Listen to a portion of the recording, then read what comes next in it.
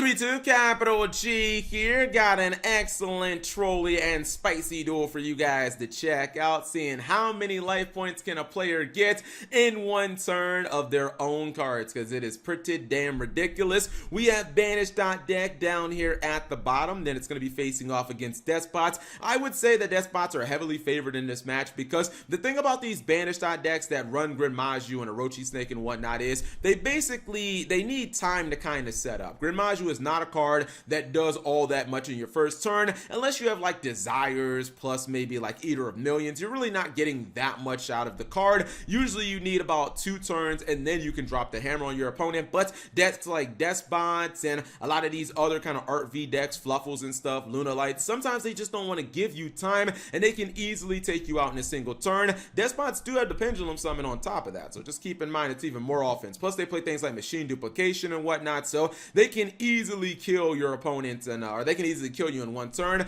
And I don't know if you guys saw that, but the player at the bottom with the bandit, he actually went first. He just didn't do anything. You guys have heard of Firewall Pass. This is nothing fast. Instead of even playing a monster on field and passing, he just doesn't do anything. So I think that that's pretty legitimate, right? That's a pretty good play in 2019 for Yu-Gi-Oh! Instead of actually doing something, you just do nothing. It's the exact opposite. And obviously that's going to lead to ruin.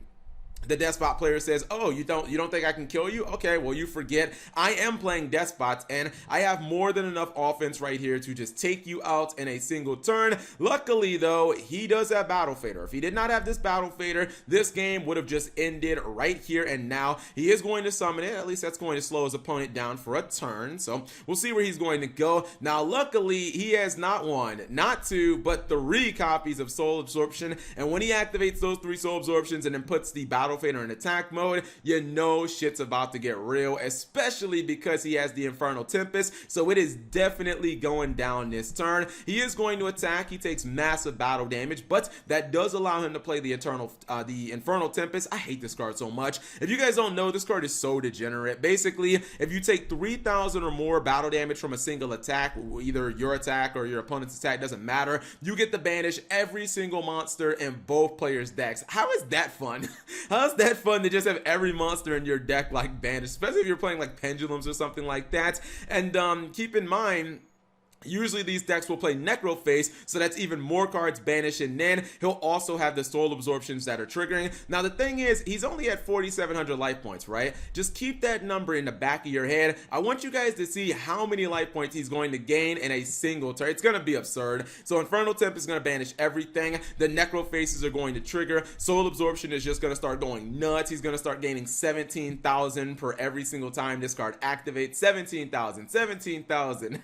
He's just gaining so many life points. Necrofaces are going to give him even more life points on top of that, and it actually is 2 Necrofaces because he banished both of them, so he's going to have so many life points. He's already at 80,000 life points. Seems legit.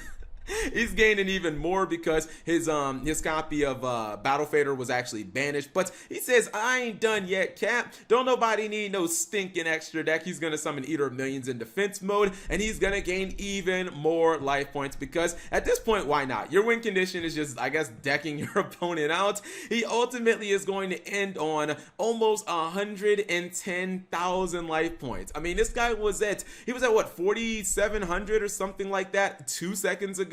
Now he's almost at 110. That's pretty damn crazy. Now the thing is, I had to ask myself, can any deck in Yu-Gi-Oh! Actually do this, man? Like, can you actually pull this off? This guy only has 4 cards in deck. I was like, I think he can actually do it. Now, I didn't really get this. He does have Instant Fusion, which is kind of like the perfect counter, because you can Instant Fusion in the Thousand Eyes Restrict, then go into Link Karibo and start busting your opponent upside the head, except he don't play no Link Karibo. Way to be a troll, bro. Way to be a...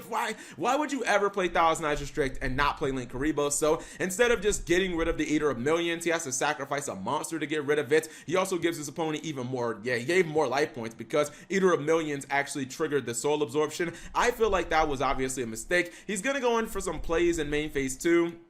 including a Cyber Dragon Infinity. But the problem is that doesn't really do, like, you're not doing yourself any favors. Your opponent still has 105,000 plus life points, and you only have 3 turns to kill him. So I kind of feel like he should have went Instant Fusion, Thousand Eyes Restrict, go for Linkuriboh, and start attacking, because I feel like he might have actually been able to do that low key, although his opponent is going to technically get himself out of this position. He has the DD Dynamite. If he didn't go for negation, I think DD Dynamite just would have won the duel anyways. He's gonna get Raigeki. He's passing. I don't know why. He should have set the DD Dynamite and then Raigeki'd and then chain DD Dynamite, or even did it in reverse. It really wouldn't have mattered, but it's honestly not gonna make that big of a difference. Limited removal did make things a little interesting here. I was like, hey, maybe this guy can actually do it with the limited removal, because you can see he is doing large increments of damage. I mean, he's done about 20,000 damage in just a couple of turns, but even with his opponent dead drawing another copy of Infernal Tempest, I just don't think that he's going to have enough. I mean, he can Wavering Eyes for 500 more damage. Maybe that'll help.